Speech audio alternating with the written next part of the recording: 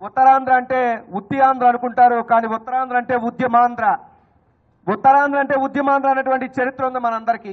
ఈరోజు చూస్తే అనకాపల్లి నుండి అరకు వరకు, చోడవరం నుండి చీపురుపల్లి వరకు, భీముల నుండి భోగాపురం వరకు, అటు ఇచ్చాపురం నుండి ఇటు పాయకరావుపేట వరకు జగన్మోహన్ రెడ్డి గారి కోసం రక్తం ఇవ్వడానికైనా రక్తం తీయడానికైనా సిద్ధపడినటువంటి సైనికులందరూ వచ్చినటువంటి సమావేశం ఇది ఆషామాషి సమావేశం కాదు. 14 నుంచి 19 మధ్యలో ఆయనే రాష్ట్ర అధ్యక్షులు యోజన విభాగానికి, మళ్ళీ ఇప్పుడు మనం అపోజిషన్లో ఉన్నాం, మళ్ళీ ఆయనే రాష్ట్ర అధ్యక్షులు. అంటే ఎందుకు ఈ మొక్క చెప్తున్నా అంటే, అధికారం ఉన్నప్పుడు పల్లకలు అందరూ మోస్తారు, అధికారం పోయినప్పుడు పల్లకి మోసేవాడే నిజమైన నాయకుడు. ఆయనే జక్కంపూడి రాజా గారు. రోజుకు ఒక పూట మాత్రమే రాజకీయం చేయండి, రెండో పూట పని చేయండి. అది కుటుంబం కోసం, మనం ఏమన్నా ఉద్యోగం చేసుకోవాలంటే దానికోసం, ఏదైనా వ్యాపారం చేయాలంటే దానికోసం. ఎందుకంటే రాజకీయ పార్టీని కుటుంబంగా భావించి పనిచేసే మనం మన కుటుంబాలని ఎప్పుడూ నిర్లక్ష్యం చెయ్యొద్దు అని చెప్పి కూడా ఈ సందర్భంగా తెలియజేస్తున్నాను. ఎందుకంటే సాయం పడితే ఓ రోజు చేస్తారు, రెండో రోజు చేస్తారు, మూడో రోజు చేస్తారు, ఎల్లకాలం ఎవరు సాయం చేయరు. మన కాళ్ళ మీద మనం నిలబడాలి. మనం ఈ రాష్ట్రం కోసం సేవ చేయడానికి రాజకీయాల్లోకి వచ్చాం. అధికారం వచ్చిన రోజు ఖచ్చితంగా మనందరికీ అండగా నిలబడతారు. అధికారం అన్న పొందే వరకు మనం అన్నకు అండగా తోడుగా నిలబడాలి, నడాలి అంటే మనం పటిష్టంగా ఉండాల్సినటువంటి అవసరం ఎంతో ఉంది. రాజకీయాలు ఒకప్పుడు ఇబ్బందులు ఉన్నాయి, నేనేం కాదన్ను. మనందరికి కొంత అసంతృప్తి ఉంది, దానికి నేను కాదన్ను.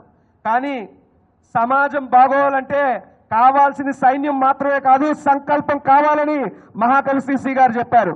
ఆ సంకల్పం నిండుగా మెండుగా ఉన్నటువంటి వ్యక్తే వైఎస్ జగన్మోహన్ రెడ్డి గారు. ఆయన నాయకత్వంలో పనిచేస్తున్నాం మనమంతా. కాబట్టి ఏ రకమైనటువంటి ఇబ్బందులు భవిష్యత్తులో ఉండవు. జగన్ ఆల్రెడీ 2.0 అని చెప్పారు, కాబట్టి దానికి బీ ప్రిపేర్డ్. ఇప్పుడు ఎవరైతే సచివాలయ కమిటీల్లో ఉంటున్నారో వారికి ఒకటే చెప్పండి, గతంలో వాలంటీర్ ఏ విధంగా అయితే ఉండేవారో, ఏ పథకం కావాలన్నా త్రూ వాలంటీర్ ఎలా వెళ్ళేదో, ఖచ్చితంగా రేపు ఉండబోయే సచివాలయ కమిటీల ద్వారానే పరిపాలన గ్రామ స్థాయిల్లోకి వెళ్తుంది. కార్యకర్తల ద్వారానే పరిపాలన ఉంటుంది. ప్రజలని కార్యకర్తలని రెండు కళ్ళగా జగన్మోహన్ రెడ్డి గారు చూస్తారు. అదే జగనన్న 2.0 అని చెప్పి దిక్కులు పెక్కటిల్లేలా చెప్పండి.